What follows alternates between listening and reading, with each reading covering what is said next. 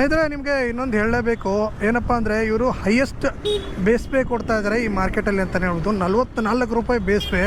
ಯಾರು ಕೂಡ 44 ರೂಪಾಯಿ ಬೇಸ್ ಪೇನ ಕೊಡ್ತಾನೆ ಇಲ್ಲ. ಇವ್ರು ಬೇಸ್ ಪೇನ 44 ರೂಪಾಯಿ ಕೊಡ್ತಾರೆ. ಇನ್ನೊಂದೇನಪ್ಪ ಅಂದರೆ, 7 ಗಂಟೆಯಿಂದ 12 ಗಂಟೆವರೆಗೂ ಏನಾದ್ರು ಮಾಡಿದ್ರೆ ನಿಮಗೆ 34 ರೂಪಾಯಿ ಬೇಸ್ ಪೇ ಇರುತ್ತೆ. ಅದೇ ರೀತಿ 12 ಗಂಟೆಯಿಂದ 4 ಗಂಟೆ ಏನಾದ್ರು ಮಾಡಿದ್ರೆ ನಿಮಗೆ 39 ರೂಪಾಯಿ ಬೇಸ್ ಪೇ ಇರುತ್ತೆ. 4 ಗಂಟೆಯಿಂದ 7 ಗಂಟೆವರೆಗೂ ಮಾಡಿದ್ರೆ ನಿಮಗೆ 34 ರೂಪಾಯಿ ಬೇಸ್ ಪೇ ಇರುತ್ತೆ. ಅದೇ ರೀತಿ ಸಾಯಂಕಾಲ 7 ಗಂಟೆಯಿಂದ ರಾತ್ರಿ 3 ಗಂಟೆವರೆಗೂ ಬೇಸ್ ಪೇ ಬಂದುಬಿಟ್ಟು 44 ರೂಪಾಯಿ ಇರುತ್ತೆ ಅಂತಲೇ ಹೇಳ್ಬೋದು. 30 ಆರ್ಡ್ರಿಗಿಂತ ಏನಾದ್ರು ನಾವು ಜಾಸ್ತಿ ಮಾಡಿದ್ರೆ 20 ರೂಪಾಯಿ ಪರ್ ಆರ್ಡ್ರ್ ಕೊಡ್ತಾರೆ. ಅಂದರೆ 20 ರೂಪಾಯಿ ಎಕ್ಸ್ಟ್ರಾ ಕೊಡ್ತಾರೆ ಪರ್ ಆರ್ಡ್ರಿಗೆ. ಅದೇ ರೀತಿ 20 ಆರ್ಡ್ರಿಗಿಂತ ಏನಾದ್ರು ನಾವು ಜಾಸ್ತಿ ಮಾಡಿದ್ರೆ 10 ರೂಪಾಯಿ ಬೇಸ್ ಪೇ ಕೊಡ್ತಾರೆ ಪರ್ ಆರ್ಡ್ರಿಗೆ. ಅಂದರೆ 10 ರೂಪಾಯಿ ಕೊಡ್ತಾರೆ ಪರ್ ಆರ್ಡ್ರಿಗೆ ಎಕ್ಸ್ಟ್ರಾ ಸರ್ಜ್ ಅಂತ ಹೇಳ್ಬಿಟ್ಟು. ಅಂದರೆ 7,000ವರೆಗೂ ನಾವು ಅರ್ನ್ ಮಾಡ್ಬೋದು ಇದರಲ್ಲಿ.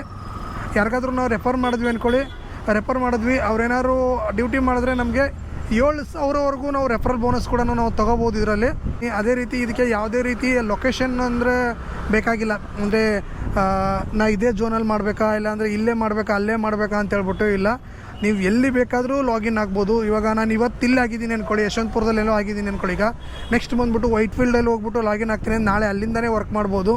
ಓಕೆ, ಯಾವುದೇ ರೀತಿ ಅಂದರೆ ಲೊಕೇಶನ್ ಪ್ರಿಫರೆನ್ಸ್ ಇಲ್ಲ. ಎಲ್ಲಿ ಬೇಕಾದರೂ ಹೋಗ್ಬಿಟ್ಟು ನಾವು ಬೆಂಗಳೂರಲ್ಲಿ ಆಲ್ ಓವರ್ ಬೆಂಗಳೂರಲ್ಲಿ ಎಲ್ಲಿ ಬೇಕಾದರೂ ನಾವು ಕೆಲಸನ ಮಾಡ್ಬೋದು.